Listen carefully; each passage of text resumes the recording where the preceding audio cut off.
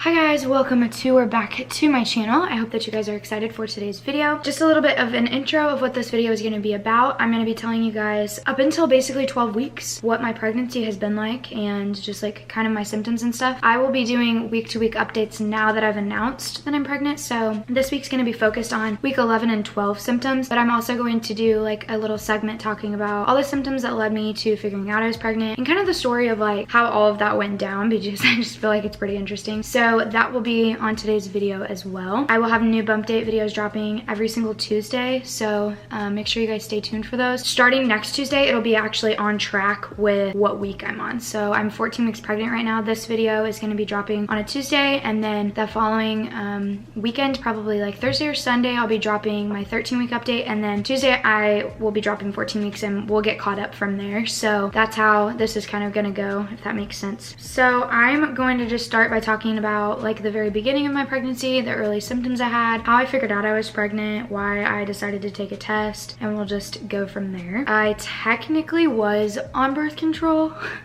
at this time. I had missed my refill to refill it, and so I hadn't taken it in about 2 weeks. I knew that, and so did Braxton, so we really were we knew that. We were separate. And then there was an incident, an isolated incident, alcohol involved, and that's how the trips are here. So I feel like a lot of people have been curious as to how that worked. Like, was I on birth control? Was I not on birth control? Yes and no. Yes and no. So yeah, it was a one-time isolated incident, and I know that it was a one-time isolated incident because that's the only way it sets up with the timeline and of days that could have happened, if that makes sense.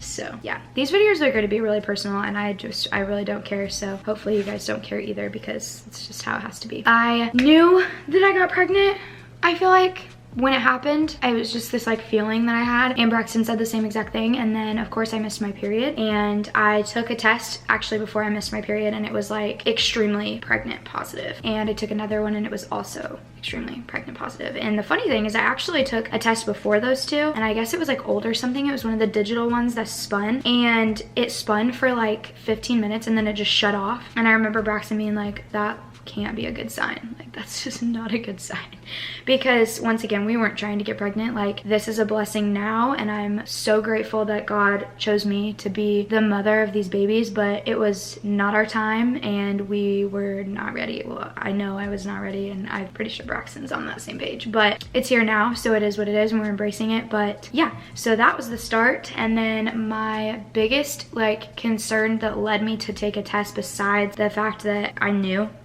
was I was having a lot of cramping, but I hadn't started my period, and I was like a week late, and so I was like, this is probably not good. I was cramping bad. Like, it woke me up in the middle of the night one night. I was cramping so bad. So that was a pretty initial like concern. After I found out I was pregnant, honestly, the first thing to hit me and the worst symptom I've had has been exhaustion and just tired. I am tired like 95% of the time. I could fall asleep probably, like, I'm not even kidding, sitting up right here just looking into the camera. Like, I'm so exhausted all the time. And that has not gone away. I don't think it's probably going to go away. If anything, it's probably gonna get worse.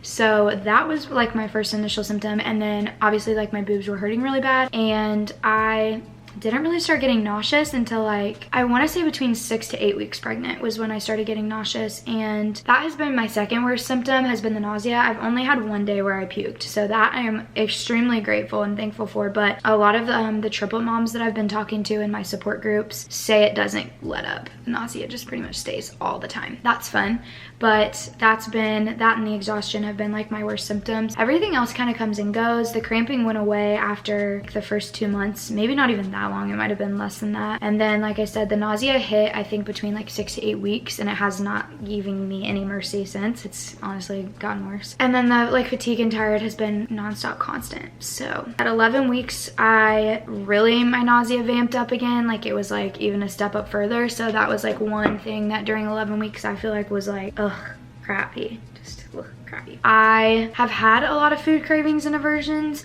but nothing like over the top crazy. Like I haven't been eating like peanut butter and Doritos or anything crazy like that. I have just craved random different stuff at different moments. Like I went through a week where all I would eat was Pie 5 pizza. I went through a week where all I would eat was Subway.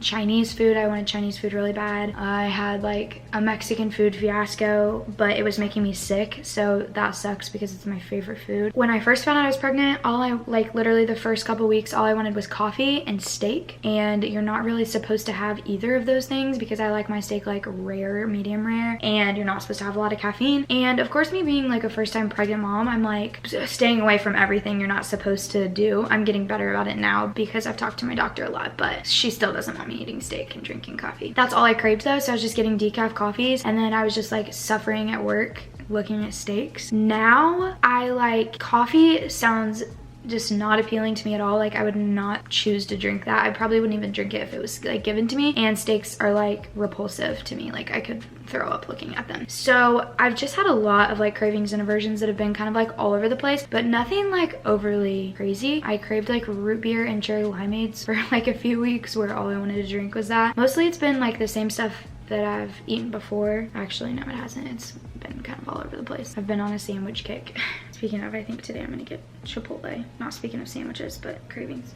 Anywho, so 11 weeks was pretty uneventful. It was just kind of the same. 12 weeks is honestly, which is weird, where I feel like my pregnancy kind of like took a turn and everything like has shifted. I had vomiting that week. That's the week that I started throwing up, and it was only the one day, but I was like, this is it. Like this is where it's gonna get me. And luckily it let up, and I only spent one day where I was like really struggling with the vomiting. Week 12 was like an overly hungry week for me. Like I was trying to eat everything in the house, but for some reason I have like barely gained any weight. I guess because I'm growing 3 humans instead of just having myself. I have literally 4 people to take care of, so that's been like an adjustment as far as eating and stuff goes, which I'm gonna make a whole different video about, like my life adjustments. But I started getting headaches week 12, and they have like progressed from there. The day that I was like vomiting, I had a migraine so bad that like I literally couldn't open my eyes. Like I had to like talk to people with my eyes closed, and of course yet again I'm not supposed to be taking a lot of medications, and so that was just kind of not an option for me. I took some Tylenol finally after having like, not even kidding, like an 8-hour migraine. And so yeah, I had bleeding 2 different times during this period, which was really scary. Spotting and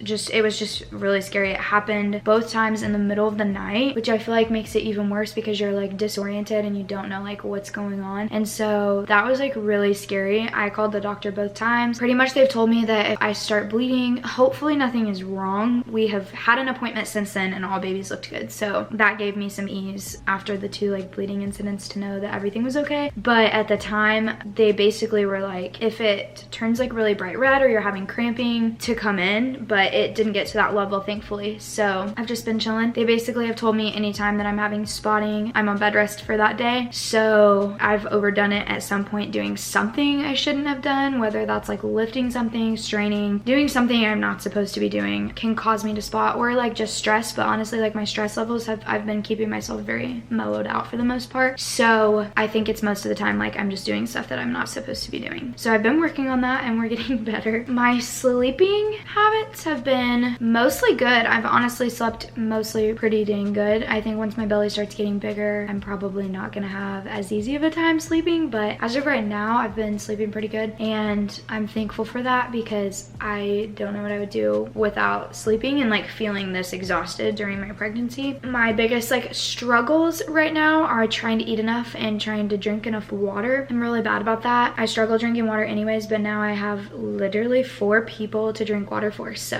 it's just tough to like stay on top of that and make sure I'm doing it, but I am getting better. A lot of people have asked me the question like, what was the hardest thing for me to give up, or like what have I been missing? At first it was like I said, steak and coffee. I don't miss drinking really because it doesn't sound good. When I go and like hang out with people, sometimes I'm like, oh, I kind of wish I was like drinking something, but that's more of like a social thing. I feel like it's not even because I miss drinking alcohol. I miss drinking wine, like having a glass of wine. I don't know, I just miss wine. I miss my Cooper's Hawk membership to the winery that I go to with my friend, and I literally have still kept it, and so it's coming out each month and I'm gaining a bottle of wine each month, but I can have that after the babies are born and I'm gonna need it. So we're good on that.